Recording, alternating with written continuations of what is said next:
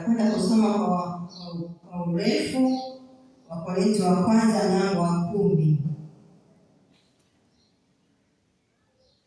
Habari yetu inatokea hapo kwa msingi wake. Wakorintho wa kwanza mlango wa 10 kuanzia mstari wa kwanza mpaka wa 13. Wakorintho wa kwanza mlango wa 10 kuanzia mstari wa kwanza hadi 13. Nasoma taratibu, na kama unaweza kufuatilia ni vizuri zaidi. Biblia yako soma kwa kufuatilia kwa taratibu, hatua kwa hatua utajifunza kitu hapa. Bwana asifiwe sana. Nasoma katika jina la Yesu. Mstari wa kwanza. Kwa maana ndugu zangu, sipendi mkose kufahamu ya kuwa baba zetu walikuwa wote chini ya wingu, wote wakapita kati ya bahari, wote wakabatizwa wale wa Musa katika wingu na katika bahari, wote wakala chakula kile cha roho, wote wakanywa kinywaji kile kile cha roho, kwa maana waliunywea mwamba wa roho uliowafuata, na mwamba ule ulikuwa ni Kristo. Lakini wengi sana katika wao Mungu hakupendezwa nao, maana waliangamizwa jangwani. Basi mambo hayo yalikuwa mifano kwetu, kusudi sisi tusiwe watu wa kutamani mabaya kama wale nao walivyotamani, wala msiwe waabudu sanamu kama wengine wao walivyokuwa, kama ilivyoandikwa, watu waliketi kula na kunywa, kisha wakasimama wacheze. Wala msifanye uasherati kama wengine wao walivyofanya, wakaanguka siku moja watu 23,000. Wala tusimjaribu Bwana kama wengine wao walivyomjaribu, wakaharibiwa na nyoka. Wala msinung'unike kama wengine wao walivyonung'unika, wakaharibiwa na mharabu. Basi mambo haya yaliwapata wao kwa jinsi ya mifano, yakaandikwa ili kutuonya sisi. Kuanzia mstari wa 11 mpaka 13 ndio pointi zetu kubwa zinaanzia hapo. Mstari wa 11. Basi mambo haya yaliwapata wao kwa jinsi ya mifano, yakaandikwa ili kutuonya sisi, tuliofikiriwa na miisho ya zamani. Kwa hiyo anayejidhania kuwa amesimama, na angalie asianguke. Jaribu haliwapata ninyi, isipokuwa lililo kawaida ya wanadamu. Ila Mungu ni mwaminifu, ambaye hata waacha mjaribiwe kupita mwezavyo, lakini pamoja na lile jaribu atafanya na mlango wa kutokea, ili mweze kustahimili. Amen. Sura 13 tunakomea. Tumesoma historia nzima hii, ndio tupate picha kidogo, lakini tutakuwa tuna kazia baadhi ya mistari au hatua kidogo, lakini historia nzima iko hapa. Bwana Yesu asifiwe. Tunajifunza kutoka katika safari ya Wanaisraeli. Mstari wetu ambao alisema wa kukazia ni mstari wa 11. Biblia inasema kwamba basi mambo haya yaliwapata wao kwa jinsi ya mifano, yakaandikwa ili kutuonya sisi, tuliofikiriwa na miisho ya zamani. Bwana Yesu asifiwe. Neno la Mungu, Biblia inasema kwamba kila neno lipuzi ya Mungu linafaa kwa mafundisho. Kila neno linafaa kwa mafundisho, kwa kutuonya na kutuadibisha. Leo Paulo anasema kwamba mstari wake wa kwanza kabisa anasema hivi: kwa maana ndugu zangu, sipendi mkose kufahamu ya kuwa baba zetu walikuwa wote chini ya wingu, wote wakapita kati ya bahari. Yaani ni kwamba Paulo alikuwa anaongea na watoto wa Mungu, watu ambao wanamjua Mungu, anaongea na kanisa kwamba sisi tukumbuke. Yaani anasema sitaki msifahamu, yeye anawakumbusha, anawasisitizia, anawakumbusha.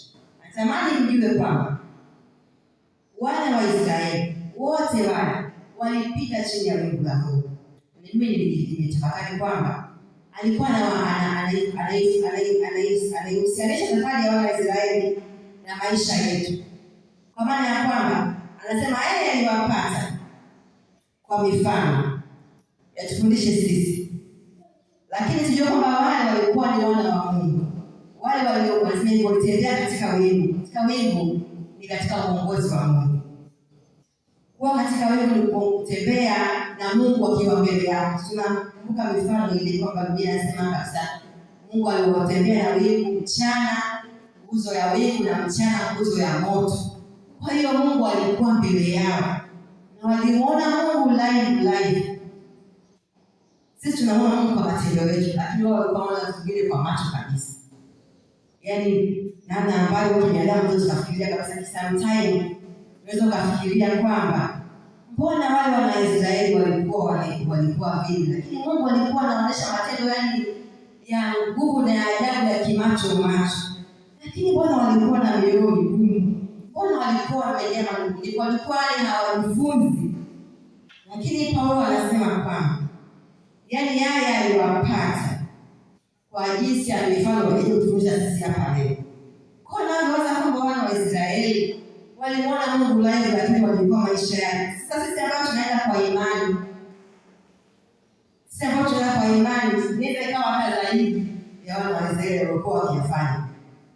Naweza nikatafakari nisemaje alikuwaje, lakini ukichunguza kitafakari kwa kutulia utakumbuka kwamba sisi pengine Mungu yuko ndani yetu. Sio kama tunaona kama yuko ndani yetu, lakini bado tunakuwa tunawatukufu. Na ndio maana ndiye amesema yalikuja, ndio maana amesema kwamba yamefanyika ili yawe mifano yatufundishe sisi. Na Paulo anasema kwamba wao waliongozwa na Mungu, walitembea na Mungu, walimuona Mungu. Lakini anasema hivi,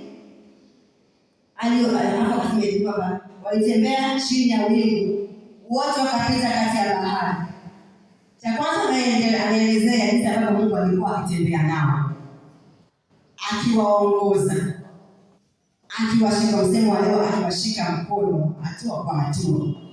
Na mbali na hayo, akawatendea mambo makubwa ili bahari inafunguka mbele yao. Jamani, huyo Mungu si wa kumtukuza dakika zote na masaa yote. Anawaambia huyo Mungu alitembea naye na bado akafanya mambo makubwa ya maajabu.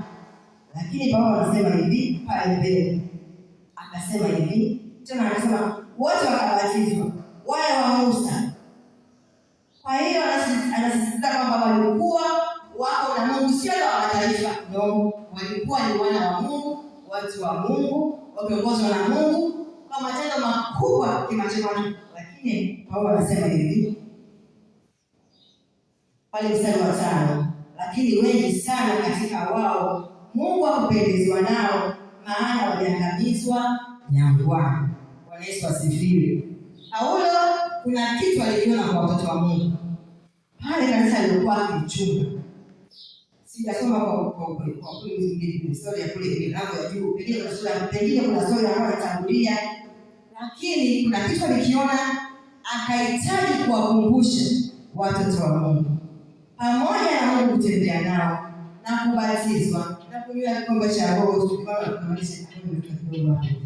Lakini Mungu anasema kuna namna ambayo hakupendezwa nao na akawatupa jangwani.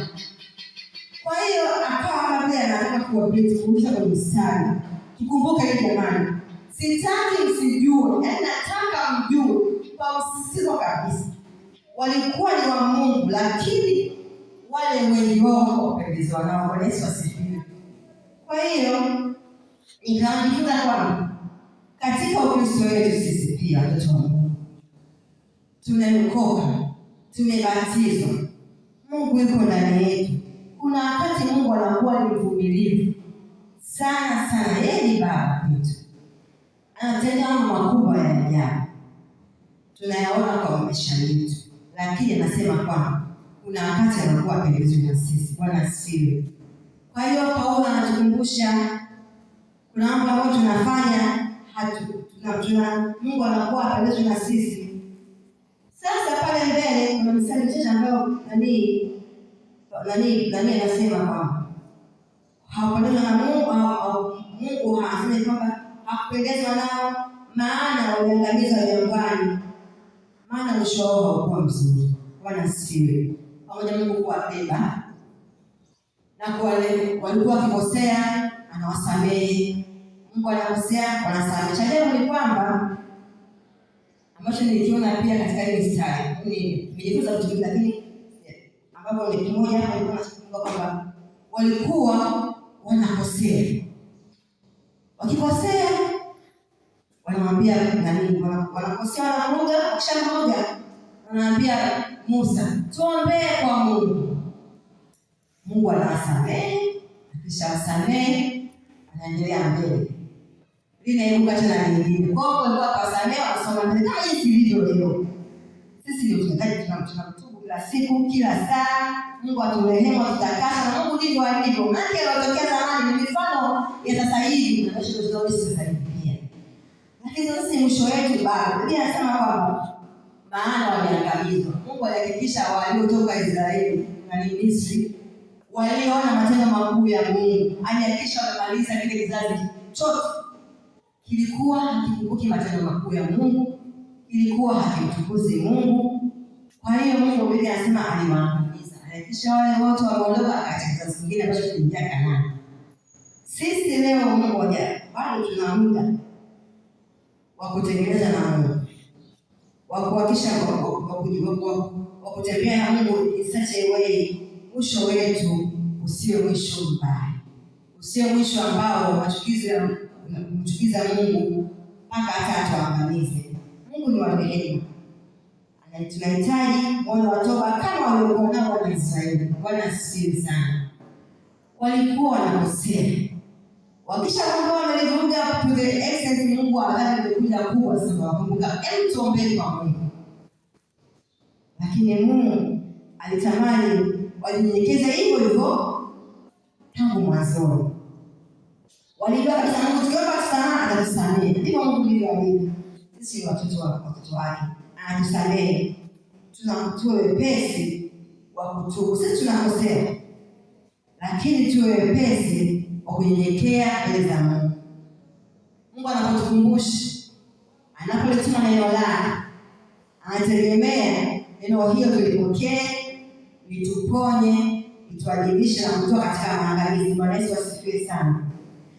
Kusoma kuanzia mstari wa 6 pale, kuna mambo ambayo walikuwa wamefanya Waisraeli. Tutasoma kazi kama moja hivi. Kuna mambo ambayo walikuwa wakiyakosea kuanzia mstari ule wa 6 mpaka wa 10. Cha kwanza ambacho Paulo alikuwa anawakumbusha wale watu wa Korinto. Aliwaambia, jamani, mambo haya yaliwapata, yawe mifano. Akaanza kuelezea mifano, akaanza kuelezea sababu mifano ambao mchache ambao walikuwa wakikosea. Mwanzo mstari wa 6 anasema hivi, kwa mfano anasema hivi, ule mstari wa 6 anaanza. Anasema hivi, anaanza cha kwanza. Wala msiwe waabudu sanamu kama wengine. Mstari wa 7 anasema, wala msiwe waabudu sanamu kama wengine wao walivyokuwa, kama ilivyoandikwa, watu waliketi kula na kunywa, kisha wakasimama wacheze. Ameanza kuelezea mifano michache ambayo unapata wana wa Israeli ambapo walipita na Bwana akawa amewapa. Akaanza kwanza, wala msiwe waabudu sanamu kama ile ilivyokuwa pale. Ule mfano ambapo walitengeneza ndama ya shaba, alafu wakaanza kuiabudu na kucheza, wakisema wewe Tunafahamu hii story ilivyokuwa. Kwa anawakumbusha sio abudu sanamu. Akawakumbusha tena, msifanye uasherati. Mstari wa 8 mstari wala msifanye uasherati kama wengine wao walivyofanya, wakaanguka siku moja watu 23,000. Bwana Yesu asifiwe. Biblia inasema anawakumbusha. Hapa ni mfano, hii historia ambapo Bwana Yesu ndio wakati ambapo wana wa Israeli walianza kuchanganya na waliweza kuoa wale wanawake wengine wa nchi wa mataifa. Wale wa mataifa wakaanza kuwafanya Wanaisraeli wakaanza kuabudu miungu yao ile Baal Peori, wakaanza kuabudu miungu mingine. Mungu akakasirika, ndipo akawapiga kauli. Lakini pia anakumbusha pia kwa akamwambia kwa habari ya uasherati na mstari mwingine wa 9 akawakumbusha tena. Anaambia wala msijaribu Bwana kama wengine waliojaribu wakaharibiwa na nyoka. Mstari wangu wa kwanza sema mtatembea dakika chache zaidi. Ni huo wa 9 na wa 10. Anasema hivi, wala msijaribu Bwana kama wengine wao waliojaribu wakaharibiwa na nyoka. Alafu pia akasema wala msinung'unike kama wengine wao walivyonung'unika wakaharibiwa na mharabu. Bwana Yesu asifiwe. Hapa anasema tusijaribu Bwana kama walivyojaribu wakaharibiwa na nyoka. Ni mambo ambayo Mungu mstari wa 9 na wa 10 kama vile tumeona, kwa sababu kumjaribu Bwana na kumbuka ukiangalia kwenye kitabu cha Hesabu ni manunguniko. Hapa ukiangalia naomba uandike katika hiyo katika hiyo tunasema mstari wa 10 sura 9 inaendana na Wahesabu 21 mstari wa 4 mpaka wa 5. Inaendana na hiyo. Naomba sauti tusomee. Ni Hesabu 21 sura 4 mpaka wa 5.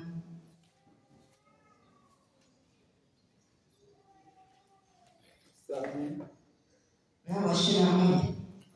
Kitabu kile cha Hesabu sura 21 mstari wa 1 mpaka 4. Soma jina la Bwana. Amen. Wakasafiri kutoka mlima wa Hori kwa njia ya bahari ya Shamu ili kuizunguka nchi ya Edomu. Watu wakafa moyo kwa sababu ya ile nchi. Watu wakamnung'unikia Mungu na Musa, mbona mmetupandisha huku kutoka nchi ya Misri ili tufe jangwani?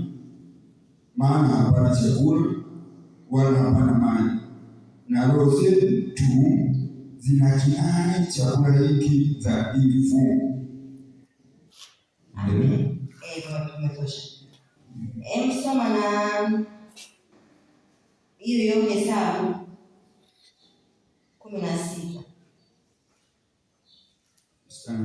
Kuanzia mstari wa 41 mpaka 48. Ile kitabu kile cha Hesabu sura ya 16 mstari kuanzia 41 na kuendelea. Tutasema katika jina la Bwana. Lakini siku ya pili yake mkutano wote wa wana wa Israeli wakamnung'unikia Musa na Haruni wakasema, ninyi mmewaua watu wa Bwana. Basi ilikuwa hapo huo mkutano ulipokuwa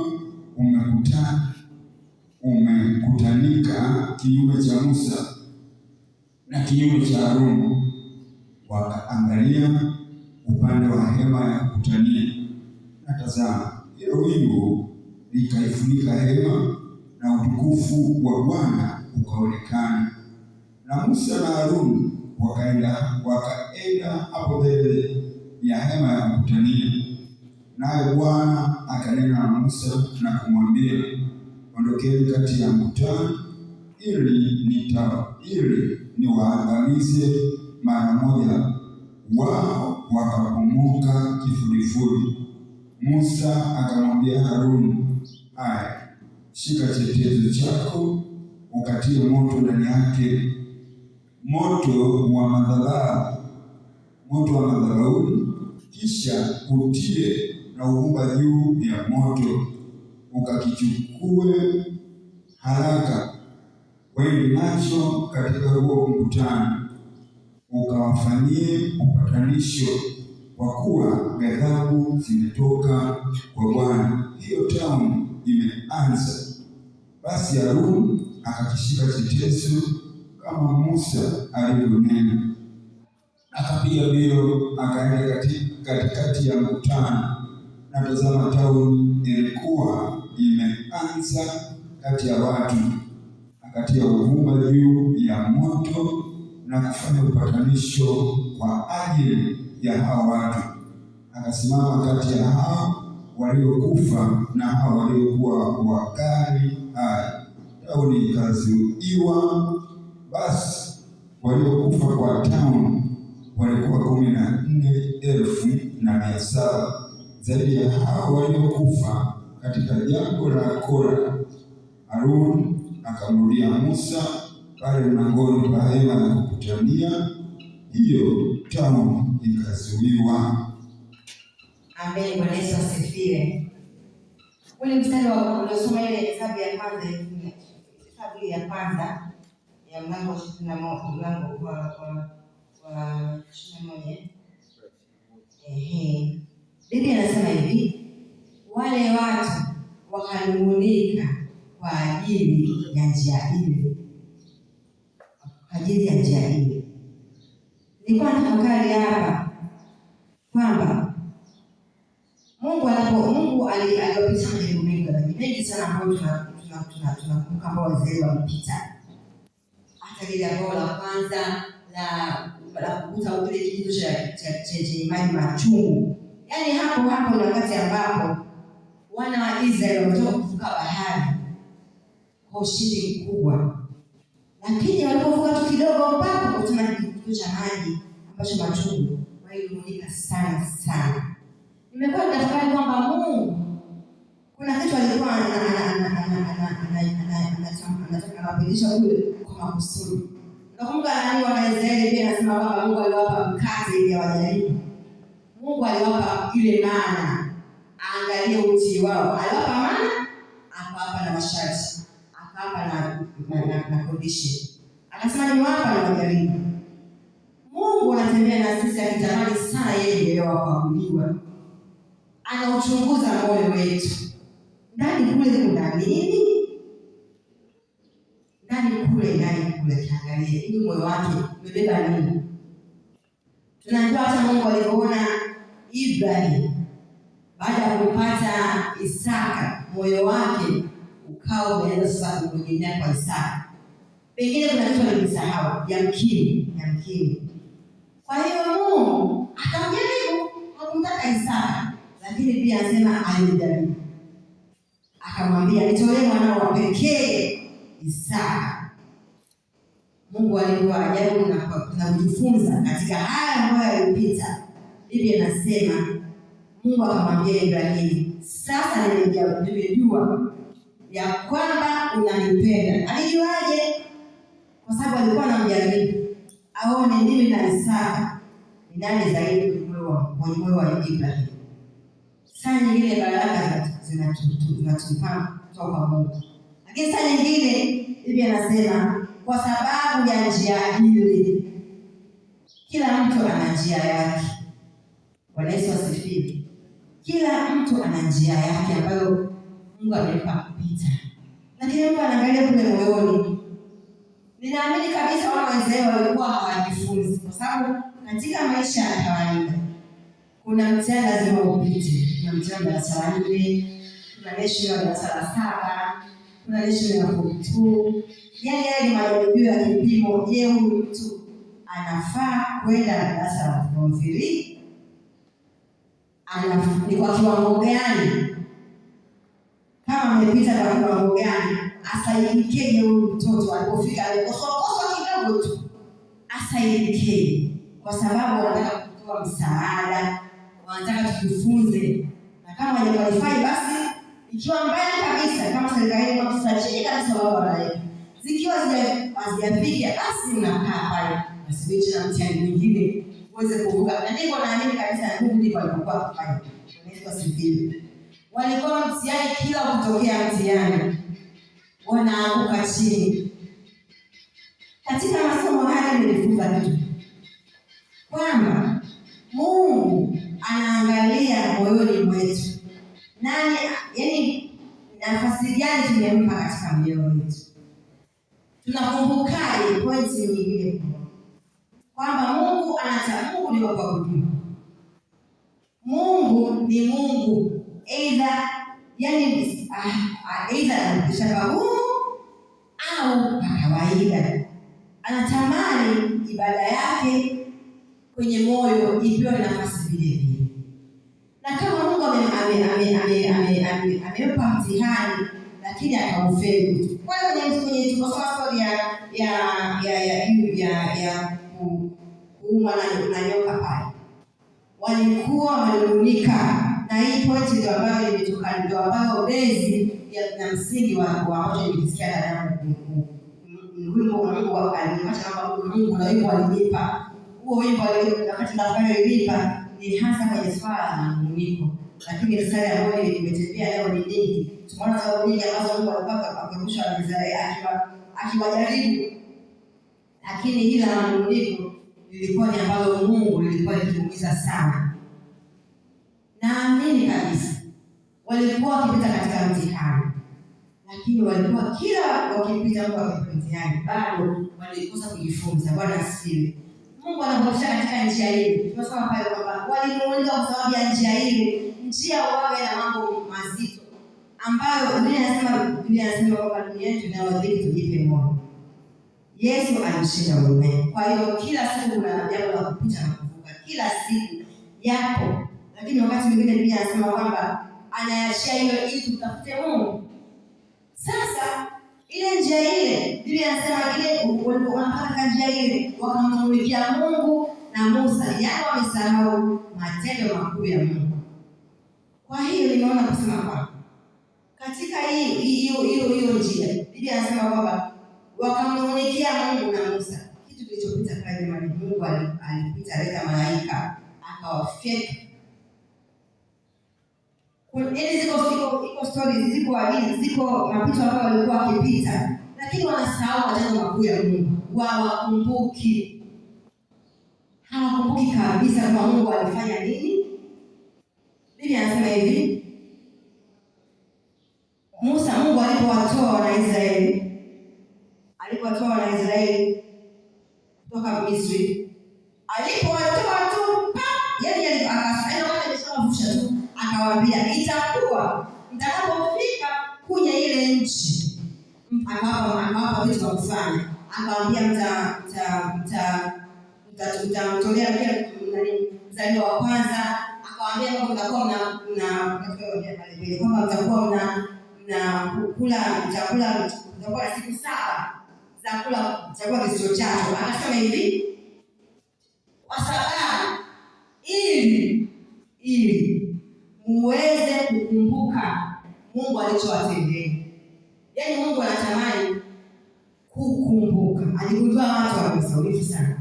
Hapa ndio sababu kama amewakusha tu, akawaambia mtafanya hivi ili watoeni, muambie tutafanya hivi kwa sababu Mungu alitenda kwa mkono wako wenye nguvu kabisa, alitutoa huko. Kwa hiyo Mungu anaweka kumbukumbu. Anataka ile kumbukumbu ya yale ambayo tumechelewa. Ndio maana kule mbele tunaona kwamba Mungu alikuwa akiwavusha.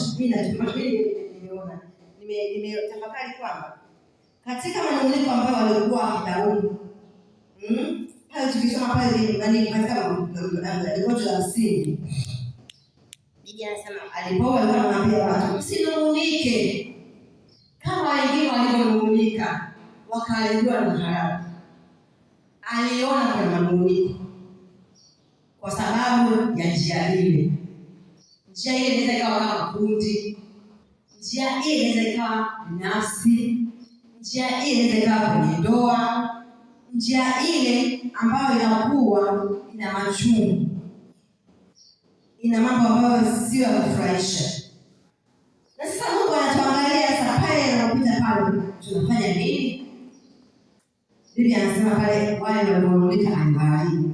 Sasa Mungu anasema hivi, mambo haya yanapata kutuonya sisi tusitembee katika yale manunguniko kama nchi ambapo inapita, manunguniko kama kanisa ambapo linapita. Mungu anategemea kwa sababu Mungu yeye ni Baba, sisi ni watoto wake. Hata ukianza kuangalia tu katika maisha yetu ya kawaida kila siku, ukianza kuhesabu baraka za Mungu na mapito ya njia ile ambayo tunapita siku zote, baraka huwa ni nyingi siku zote.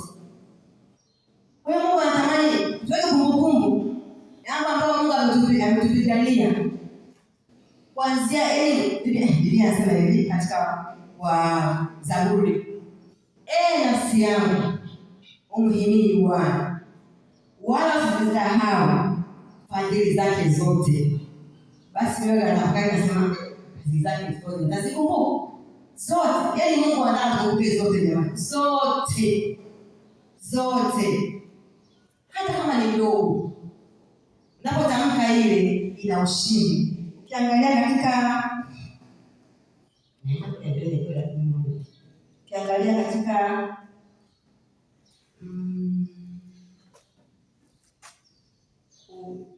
katika hiyo Kutoka 13, mtu mmoja akafungua Kutoka 13. Nimesema kwa nini kidogo, sababu mstari wa 5 mpaka 10. Mstari wa 13, Kutoka 13 mstari wa 5 hadi wa 10. Msoma hiyo mstari. Kitabu kile cha Kutoka sura ya 13 mstari kuanzia wa 5 na 10. Nasoma katika jina la Bwana. Amen. Ambapo tutasoma leo tafakari kwa mtu. Kama kuna mtu ana simu ana Biblia na kufuatilia. Fuatilia wewe inakaa vizuri zaidi. Natamani kama mtu fuatilia hayo maandiko taratibu. Na Mungu anasema hivi, itakuwa hapo Bwana atakapowaleta mpaka nchi ya Wakanaani na Wahiti na Waamori na Wahivi na Wayebusi, nchi hiyo aliyowaapia baba zako kwamba atakupa wewe, ni nchi imiminikayo maziwa na asali. Ndipo mtakapoushika utumishi huo katika mwezi huu. Mtakula mikate isiyochachwa muda wa siku 7, nayo siku ya 7 itakuwa ni sikukuu ya Bwana. Mikate isiyochachwa italiwa katika hizo siku 7. Mkate uliotiwa chachu usionekane kwako, wala chachu isionekane kwako ndani ya mipaka yako yote. Nawe utamwambia mwanao siku hiyo ukisema, ni kwa sababu ya hayo Bwana aliyonifanyia hapo nilipotoka Misri. Nayo itakuwa ishara kwako katika mkono wako na kwa ukumbusho kati ya macho yako, ili kwamba sheria ya Bwana ipate kuwa kinywani mwako. Kwani Bwana alikutoa utoke Misri kwa mkono wenye uwezo. Kwa hiyo utaitunza amri hii kwa wakati wake, mwaka baada ya mwaka. Haleluya. Amen. Bwana Yesu asifiwe. Amen. Kwa tunaweka mstari wazi ambapo Mungu alitamani tukumbuke matendo yake makuu ili yeye atukuzwe. Mungu akutukuzwa. Biblia inasema kwamba huko Mungu anatukuzwa muda wote, ama chosiku mchana, muda wote, dakika zote, masaa yote anatukuzwa. Na ndivyo anataka mioni mwetu tuwe hivyo. Akasema hivi, yeye anasema kwamba tufanye hivyo ili sheria ipate kukaa mioni mwetu na kwenye macho yetu. Na kama ingekuwa ndivyo, pengine wanaweza zingine na Mungu, naamini kabisa. Kwa hiyo Biblia inasema kwamba Mungu anaposema tusinungunike kwa njia njia ile. Mimi nimetamani nimetafakari kwamba Mungu anataka tuweke kumbukumbu ya matendo yake siku zote, kama tunasoma Zaburi 1:3 mstari wa kwanza mpaka wa 6. Mungu anataka tuelewe kwamba yeye ndio chanzo cha mafanikio yetu. Fadhili tunasikiri asubuhi na mchana. Yaani vile tukitamka vile, leo Mungu anasema kwa tunasoma sasa hivi, ili hiyo kumbusho, ili sheria ikae ndani yetu. Ninapotafakari matendo makuu ya Mungu, anasema ni sheria inakaa ndani yetu. Hata yale mambo hata yale ule uzito. Kwa sababu yeye anasema hivi kwamba pale kutoka ukisoma ile ukisoma pia ile Wakorintho ile tunasoma kwa msingi wetu. Ule mlango wa 10 mstari wa 12 anasema hivi, uwe anayedhania kuwa amesimama angalia asianguke. Jaribu halikuwapata ninyi isipokuwa lililo kawaida ya wanadamu. Hata kama njia ile ngumu kiasi gani. Biblia imesema hivyo. Yaani ile njia hata ni ngumu kiasi gani. Amesema alikupata lisilo la kawaida yako, amesema hivi la kawaida ya mwanadamu. Kwa maana ile ambayo tunapita kama nchi, kama binafsi, kama ndoa, kama taasisi, kama kanisa, Mungu anaona. Lakini ndani ya moyo wetu anaona nini? Unaona ukuu wa Mungu au unaona giza? Mungu hataki uone giza. Unapoona giza ndipo majaribu yanapokea, ndipo manunguniko yanapopanda, unaposikia uchungu unapokaa ili mpaka leo. Lakini Mungu anataka ukumbuke. Mtumishi wa Mungu mtumishi wa Mungu wa mtunga Zaburi alikuwa anasema nitaikumbusha nafsi yangu inainama, lakini nitafakari matendo makuu ya Mungu. Kumbe kutafakari matendo makuu ya Mungu inatusaidia kutuondolea uchungu na manunguniko na mifadhaiko. Kama Mungu hata katika lile hata yote alikuvusha. Bwana Yesu asifiwe. Nishaenda kutoa shuhuda hapa ambapo Mungu alinisaidia. Nilikuwa nakuta kitu kazini kwangu, lakini ombi langu nilikuwa siwezi kuomba kwa nilikuwa napita katika uchungu. Sikuwa siwezi kuomba, naambia Mungu unanivusha ile pale. Siwezi kusema zaidi. Nilikuwa tunasikia machozi, yani nikitoka katika mchana saa ya kuwa na kwenda na kuomba Mungu maji. Siwezi hata sikia tamu ya kula. Siwezi. Lakini naambia tu Mungu ni mmoja. Mungu alitoa mahali pale. Hata hapo utanitoa kwa Yesu asifiwe. Yeye ndio alitoa ile pale. Hata ile Mungu sinajua utanitoa. Yaani nilikuwa naomba kwa matumaini. Kama ile Mungu alisaidia. Na ile Mungu najua uko kazini. Bwana Yesu asifiwe. Na niliona Mungu kwa mkubwa sana ambaye nilikuwa nasema Mungu. Ukinivusha katika hili kwa namna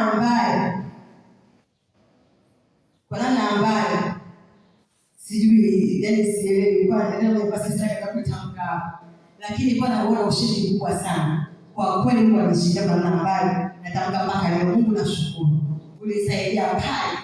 Yani hata hivi sio na wewe utanisaidia. Kwa hiyo walishindwa kuyaona matendo makuu ya Mungu. Hawakutafakari. Kisha Mungu Zaburi anasema hivi, nitafakari matendo makuu ya Mungu kwa sababu nafsi ilikuwa inaumia. Sasa Mungu anataka tutafakari matendo yake makuu. Sasa tusoma hii Zaburi kutoka ya mwisho hii. Haya anasema hivi, itakuwa ishara kwako katika mkono wako na kwa ukumbusho kati ya macho yako, ili kwamba sheria ya Bwana ipate kuwa kinywani mwako. Kwani Bwana alikutoa utoke Misri kwa mkono wenye uwezo. Bwana Yesu asifiwe. Sisi pia katika maisha yetu, katika njia yetu, yako mengi ambayo ametutoa. Yako mengi sana, wewe ni shahidi. Mungu anataka hayo ukumbusho. Anataka hayo ukumbusho iwe ni sheria ya Mungu machoni pako.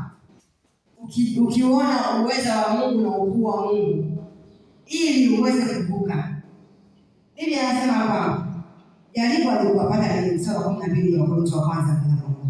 Ni kwa jinsi ya wanadamu na atafanya mambo ya kutokea. Kwa maana mambo yametokea ni kwamba hivi bado hujavuka huo mtihani. Kuna mtihani ambao Mungu anataka uvuke. Bwana Yesu asifiwe. Kwa mtihani ambao anataka uvuke ili uvuke kwenda hatua nyingine. Sababu jaribu linakuja liko pale pale wamenung'unika. Ukiangalia pale kwenye mstari tulikuwa tunasoma hiyo Hesabu 16 wana wa Israeli wanamwambia Musa, tuombee kwa Mungu ili atutoe kwenye mauti. Walikuwa malaika kuja akawafeka wote na tauni. Sasa kama walijua Mungu ni wa rehema, tukiomba toba atautoa hii mauti, kwa nini wasingeomba toba tangu mwanzoni? Wasingeomba Mungu sasa tuombee ndani nje imekuwa ngumu. Mbona tunaona maji machungu? Mbona tunaona jua kali jangwani? Kumbe tunaomba Mungu hata kama mambo yanakuwa machungu zaidi. Bwana Yesu asifiwe. Kama walijua Mungu tukiomba, Musa akaenda kwa Mungu, atawaombea na ataondoa mauti. Ndipo Mungu anataka tumkumbuke, tumtaje kabla mambo yanakuwa mabaya. Bwana Yesu asifiwe. Tujifunze kutoka kwa safari ya Israeli. Mambo haya yaliyopata kwa jinsi ya mfano kutufundisha sisi. Si kwamba wao walikuwa waovu sana, na wao walikuwa ni wana wa Mungu. Lakini Mungu anasema haya elitupata tujifunze. Tusubiri kama yalikuwa mabaya kabisa ndio tumwambie Mungu turehemu. Lakini Mungu atupe neema ya kukumbuka ukuu wa Mungu na kutafakari matendo ya uweza wake na nguvu zake, hata kama mambo hayakuwa mabaya. Yanapoanza tu Mungu anataka tumwite. Kwa nini wanamwambia, wewe Musa, umetuleta huku, njia hii ni ngumu? Wanamkudikia Musa na Haruni, wamesahau Mungu ndiye aliwatoa kule Misri kwa mkono wenye nguvu, na wakaimba nyimbo za sifa, wakamwabudu Mungu, wakasujudu, wakasherehekea, wakafurahia. Wamesahau. Bwana Yesu asifiwe. Mungu atupe kukumbuka yale ambayo ametendea, ambayo yatakuwa ni msingi wa kukumbuka sheria ya Mungu. Biblia inasema hivi, moyoni mwangu nimeiweka neno lako, nisije nikakutenda dhambi. Bwana Yesu asifiwe. Mungu anataka tukumbuke matendo yake. Mungu anataka sheria yake ikae ndani yetu, ili siku ya changamoto, siku ya njia ile ambayo imekuwa ni chungu, tuweze kumwona Mungu. Tusione wale watu au yule kiongozi au yule mchungaji au yule rais. Tumekuwa watu wa kumulika sana mtoto wa Mungu. Hata ukiangalia kile kitu ambacho tunapita sasa hivi, rais kwa kweli tunasema mambo yamekuwa magumu kwa sababu hiki na hiki.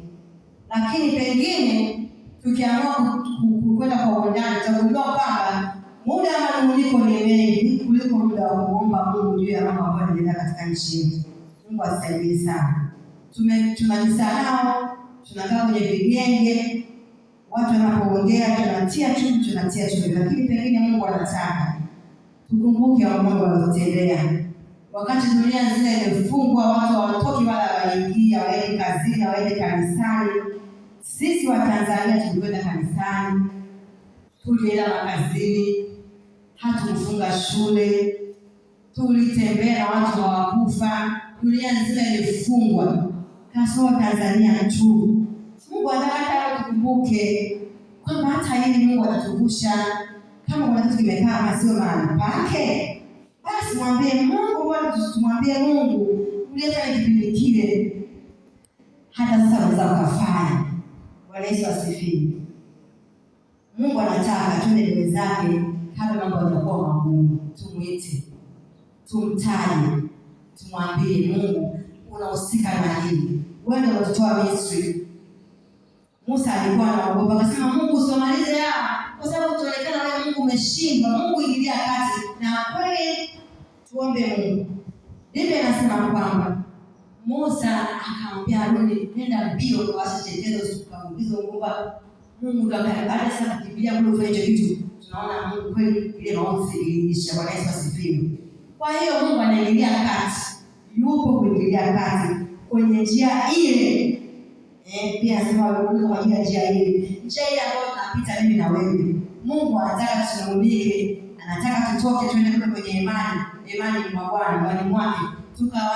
Tukamwombe Mungu. Sasa hivi tufikirie na chetezo nini? Sasa hivi tofauti kidogo. Tumeroho Mungu ndani yetu, anatuambia tuombe, anatuambia tuombe, tumtaje kwenye ile situation ambayo tunamtaka Mungu, sio paka imekuwa mbaya sasa.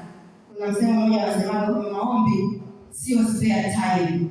Maombi ni ya kufanya kila siku, sio paka sasa Mungu magumu yameshaandika. Mungu atakurehemu kweli, lakini tulikuwa tumeshapata nini? Hasara, tulikuwa tumeshaumia. Mungu ni marehemu, tunaelewa kweli. Lakini wakati wote tunarehemu, tumeshapata hasara. Watu wameshakufa. Kwa nini hawamuita Mungu siku ile? Wakati wako ndio wanaanza kuona sasa njaa, ambapo sasa chakula hamna. Kwa hiyo Mungu anatuambia kwamba tukumbuke matendo yake makuu. Tueleze Mungu aliwaambia Israeli, mtafanya hivi na hivi ukumbusho. Kazi yako mimi na wewe utafanya nini ili ukumbusho? Zaburi 103. Ukumbusho wetu asubuhi, mchana, jioni. Yeye ambaye anatembea anaikumbusha nafsi yake. Mungu ndiye anakuponya. Mtu Zaburi. Mungu ndiye akusamehe maovu yako yote. Ndiye anayekuponya. Nafsi inatulia. Bwana asifiwe. Mungu matendo ya Mungu automatic. Tena wakatizia hata kuwa napo. Leo la Mungu ni amini na kweli. Kama Mungu amesema ukumbuke matendo yangu.